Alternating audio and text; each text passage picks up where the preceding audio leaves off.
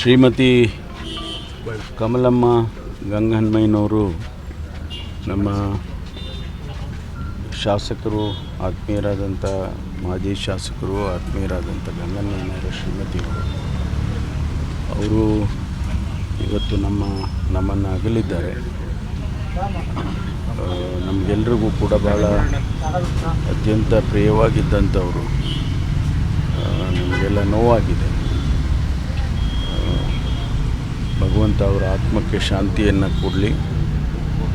ಅವರ ಕುಟುಂಬದವರಿಗೆ ಅವರ ನಷ್ಟವನ್ನು ಭರಿಸ್ತಕ್ಕಂಥ ಶಕ್ತಿಯನ್ನು ಗಂಗಹನುಮಯ್ಯನವರಿಗೆ, ಅವರ ಮಗ ಮಾರುತಿಯವರಿಗೆ ಎಲ್ಲರಿಗೂ ಕೂಡ ಕೊಡಲಿ ಅಂಥೇಳಿ ಪ್ರಾರ್ಥನೆಯನ್ನು ಸಲ್ಲಿಸ್ತೇನೆ.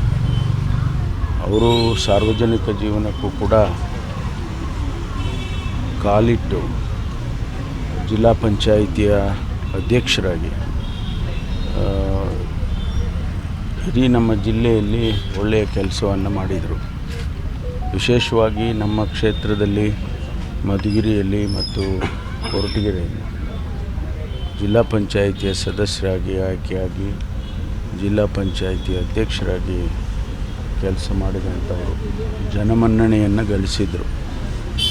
ಭಾಳ ಜನ ಪ್ರೀತಿಯಿಂದ ಅವರನ್ನು ಕಾಣ್ತಾಯಿದ್ರು. ಅವರು